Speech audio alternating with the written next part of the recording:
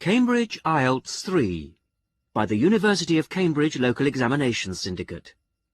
Published by Cambridge University Press. This recording is copyright. Test 3. You will hear a number of different recordings, and you will have to answer questions on what you hear.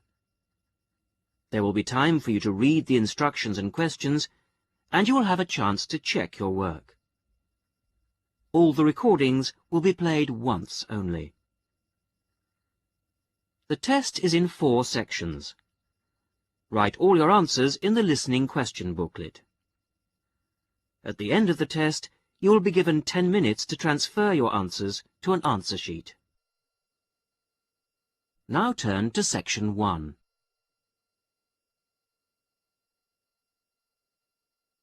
Section 1. You will hear 2 colleagues, Joan and Peter, organising a Christmas dinner for their office staff. First, you have some time to look at questions 1 to 5.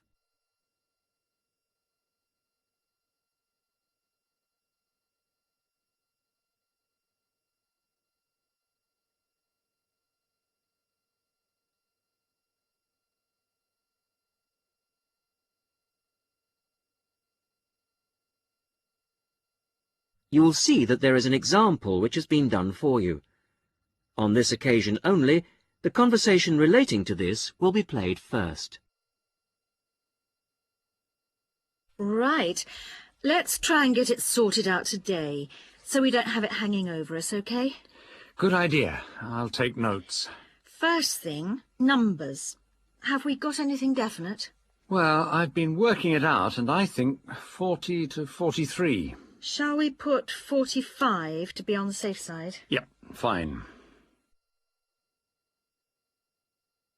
Joan and Peter agree that 45 is a safe number to book for, so 45 is written as the answer. Now we shall begin. You should answer the questions as you listen, because you will not hear the recording a second time. Listen carefully to the first part of the conversation and answer questions 1 to 5. Right. Let's try and get it sorted out today, so we don't have it hanging over us, OK? Good idea. I'll take notes. First thing, numbers. Have we got anything definite?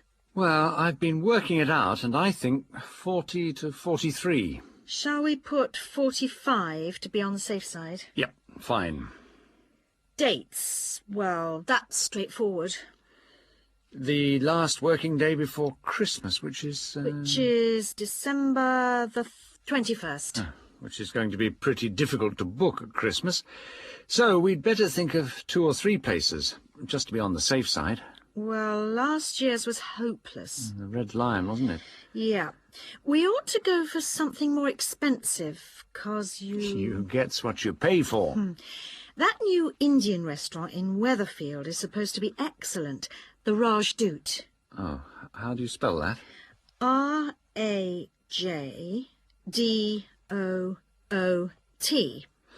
And it's bound to be packed. Well, let's put that down as the first choice and have some backups. What about the Parkview Hotel as a second choice? Yes, that's always reliable. Parkview Hotel. And the London Arms, in case. London Arms? I'll call them now if you want. No, I'll do it, Joan. You're really busy. Oh, have you got the numbers? Not for the Rajdoot, but... right, Parkview Hotel. 777192 and London Arms 208657. Great. Before I ring, we'd better just make sure they're within the price range. Up to £15 a head? I think you'll find some people won't be able to go that high. Well, you can't get anything decent under £10. OK. We'll say 12. OK. And we'd better make sure there's good vegetarian food. And a non-smoking section. You know what the boss is like. Don't remind me. I'll let you know as soon as I get anything. Before you hear the rest of the conversation, you have some time to look at questions 6 to 10.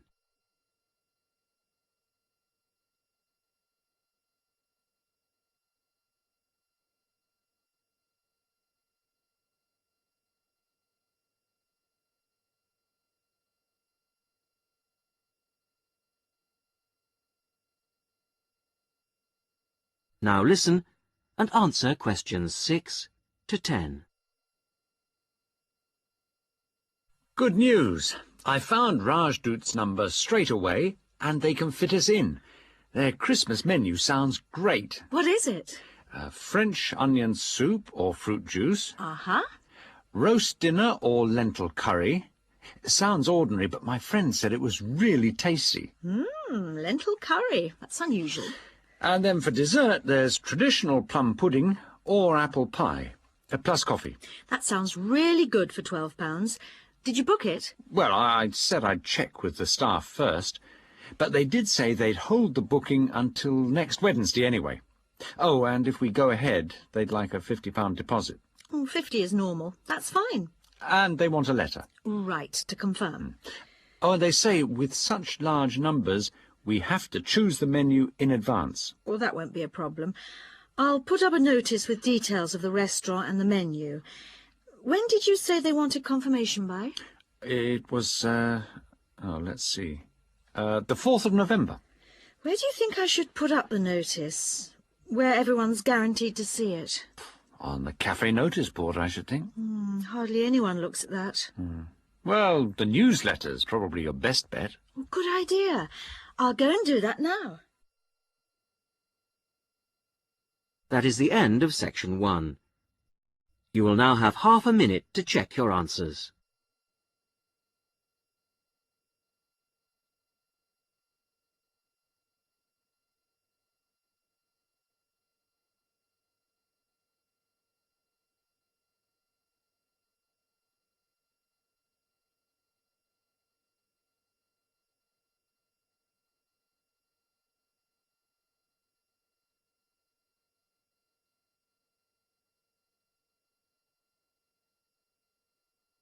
Now turn to section 2.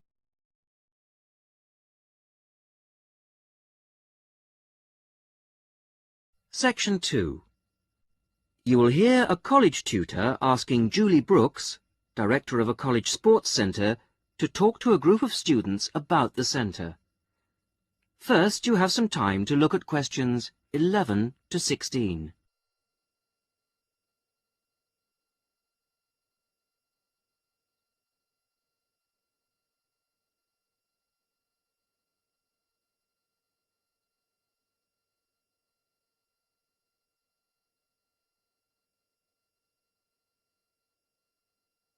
Listen carefully to the first part of the talk and answer questions 11 to 16.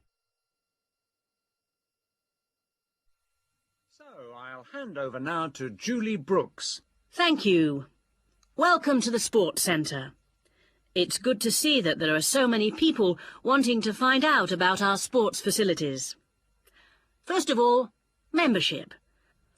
All students at the college are entitled to become members of the Sports Centre for an annual fee of £9.50. To register with us and get your membership card, you need to come to reception between 2 and 6 p.m, Monday to Thursday. I'm afraid we can't register new members on Friday, so it's Monday to Thursday, 2 to 6 at reception. Now, there are 3 things that you must remember to bring with you when you come to register. They are your union card, a recent passport-size photograph of yourself, and the fee. It doesn't matter whether you bring cash or cheque. We can't issue your card unless you bring all 3, so don't forget your union card, passport photo and fee. Then once you've got your sports card, you will need to bring it with you whenever you come to book or use any sports centre facilities. Booking over the phone is not allowed, so you have to come here in person with your card when you want to book. Our opening hours seem to get longer every year. We are now open from 9 a.m. to 10 p.m. on weekdays and from 10 a.m. to 6 p.m. on Saturdays. For those of you who are up and about early in the morning, we're introducing a 50% morning discount this year. This is because the facilities tended to be underused in the mornings last year. It means that all the sessions will be half price between 9 a.m. and 12 noon on weekdays. Before you hear the rest of the talk, you have some time to look at questions 17 to 20.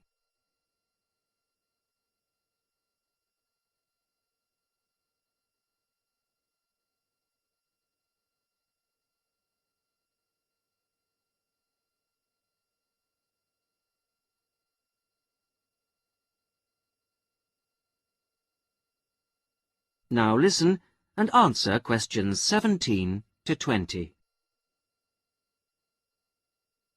So, what exactly are the facilities? What sports can you play here? Well, this room we're in at the moment is called the main hall, and it's used mainly for team sports such as football, volleyball and basketball, but also for badminton and aerobics. On the other side of the reception area, there's the dance studio. This provides a smaller, more intimate space, which we use for ballet, modern dance and martial arts. Not at the same time, of course. Then, in a separate building, which you may have noticed on your way here, it's on the other side of the car park, there are the squash courts, 6 of them. And at the far end of the building, a fitness room. This is our newest facility, only completed in the spring, but it's already proving to be one of the most popular.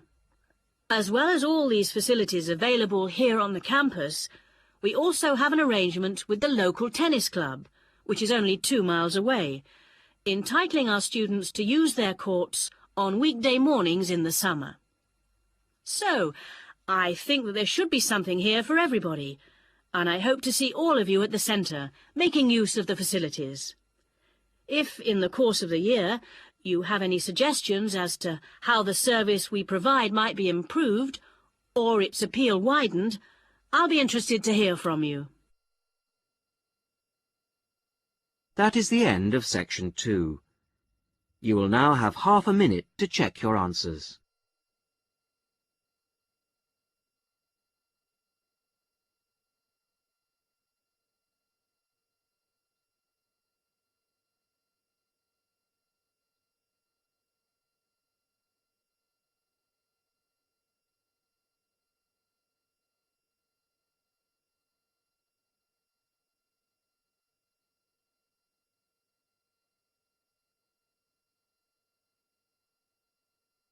Now turn to section 3.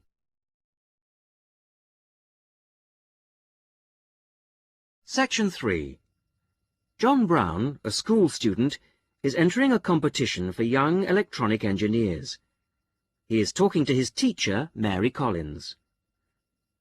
First, you have some time to look at questions 21 to 30.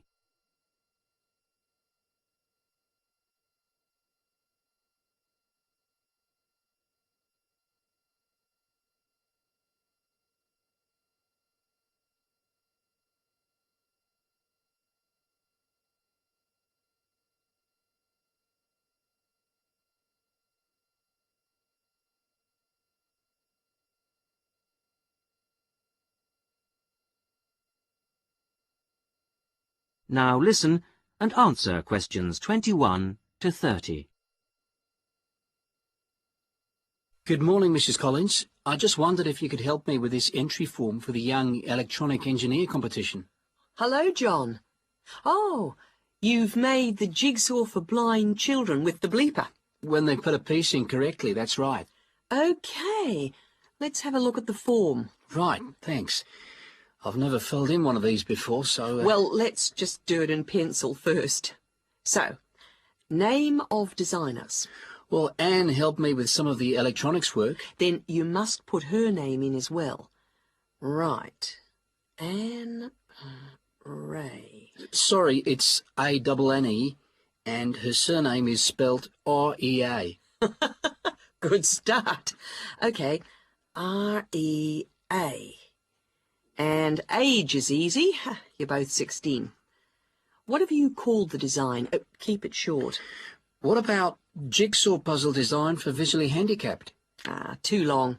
Just say blind puzzle. That'll do. Okay. Right now, size of equipment? I've got it noted down here. Yes, width is 20 centimetres. Okay. Length is 50 centimetres, and then the depth is, well, it's very little. What would you say? I think you can be approximate. I'd say 2.5 centimetres. And the electricity supply? Is it mains operated? No, it isn't. It's actually battery. Okay. Right, battery. Fine. Okay, it's the next bit that I'm really not sure what to put. Well, special features means what is really new about this? You know, suitable for the group you made it for. Well, it's safe for children. That's fine. Put that in. Okay. And of course, we think it's educational. Yep, there you are. You've done it. Anything else? Well, I think the price is good. That's probably the most important factor. Okay, cheap price. Which brings us on to the next bit. What's the cost? Well, the pieces we made out of old wood, they cost, $5. And the electrics? They were more expensive, say $9.50. Brilliant. Now, what do they mean by other comments? It's just a chance for you to say anything about the equipment and problems you envisage. Well, we'd really like help with making plastic instead of wooden pieces. Well, put something like, need help to make plastic pieces. Okay. And the other thing is, we'd like to develop a range of sizes. Well, that's fine then. Just put that. And the last bit is, when will you send the equipment? Well, we've got a lot of work on at the moment, and we want to get it as good as we can. Well, say 25th of June? Can't we make it later? Well, the last date is the 1st of July. Why not say that? Okay, that's what I'll put. So, that's the lot. That's brilliant. Thanks very much, Mrs. Collins. I'll send it off straight away. Glad to be of help. Very best of luck to you both. Thanks. Bye. Bye. That is the end of section 3. You will now have half a minute to check your answers.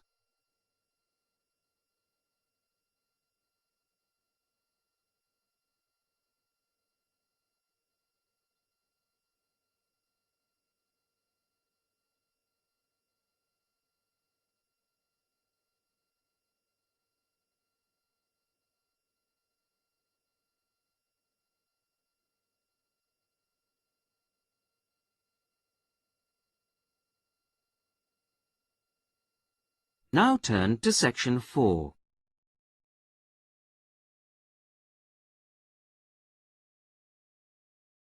Section 4. You will hear a talk about ostrich farming. First, you have some time to look at questions 31 to 40.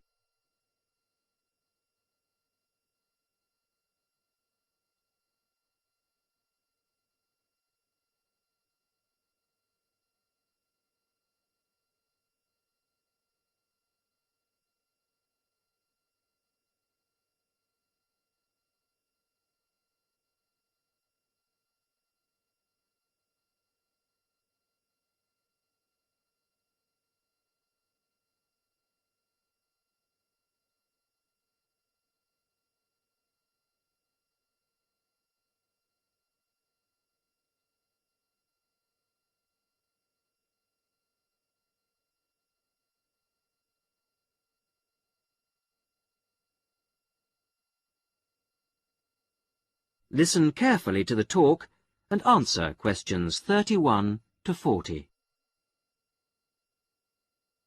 Today, I'd like to introduce Ted Hunter, who used to rear sheep and poultry, but who is here to tell us about a rather unusual type of livestock that he's been concentrating on in the last few years. Ted Hunter is a member of the Domesticated Ostrich Farming Association, and is here to tell us about the possibilities of breeding and rearing these birds in this country. Thank you, Paula. When you look at international restaurant menus and supermarkets, they all tend to feature the same range of meats: beef, lamb, chicken, pork, that sort of thing. But people are always interested in something different. And we're now finding that farming can bring new types of meat to our tables. The kangaroo is one animal that's now being farmed for its meat and eaten outside Australia, where it comes from. It looks and tastes rather like rabbit, though it's slightly darker in color. But it is rather tough, so that's a problem for some people. Crocodiles are also being farmed for their meat. This is rather like chicken, pale and tender, and it's getting quite fashionable. Some people also find it's rather fatty, but I think it makes a really tasty sandwich. Now, a third type of meat becoming increasingly available, and the one that I think is by far the nicest of the three, is ostrich, which most people say has a similar taste and texture to beef. However, it's much better for you than beef, as we'll see later. Most people think of ostriches as wild animals, but in fact, ostriches have been farmed in South Africa since around 1860. At first, they were produced for their feathers. In Africa, they were used for tribal ceremonial dress, and they were also exported to Europe and America, where they were made into ladies' fans and used for decorating hats. Later, feather fans and big decorated hats went out of fashion, but ostriches were still bred, this time for their hide. This can be treated to produce about half a square meter of leather, very delicate, fine stuff of very good quality. At the same time, some of the meat was used for biltong, the air-dried strips of meat popular in South Africa as a sort of fast food. However, recently there's been more and more interest in the development of ostrich farming in other parts of the world, and more people are recognizing its value as a food source. Ostrich meat is slightly higher in protein than beef, and much lower in fats and cholesterol. It tastes good, too.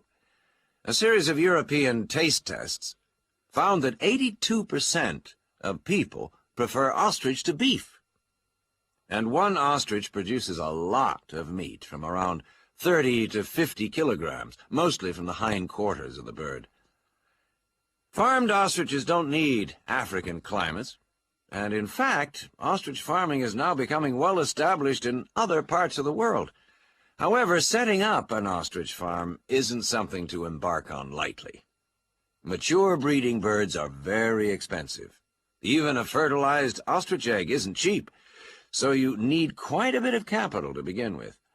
Then the farmer needs special equipment, such as incubators for the eggs. The young chicks are very dependent on human minders and need a lot of attention from the people looking after them. In addition, ostriches can't be intensively farmed. They need space and exercise. But in spite of this, they make good farming sense. A cow produces only one calf a year, whereas a female ostrich can lay an egg every other day. And because the farmers can use incubators and hatched chicks are nourished well and protected from danger, the failure rate on farms is very low indeed, and almost all the fertilized eggs will hatch out into chicks, which will in turn reach maturity. This is very different from the situation in the wild, where the vast majority of chicks will die or be killed before they grow up into mature ostriches. So it's possible, once the initial outlay has been made, for the farmer to be looking at very good profit margins indeed. Ostrich farming is still in its early days outside Africa, but we hope that ostrich meat will be freely available soon, and before long will be as cheap as beef. That is the end of section 4. You will now have half a minute to check your answers.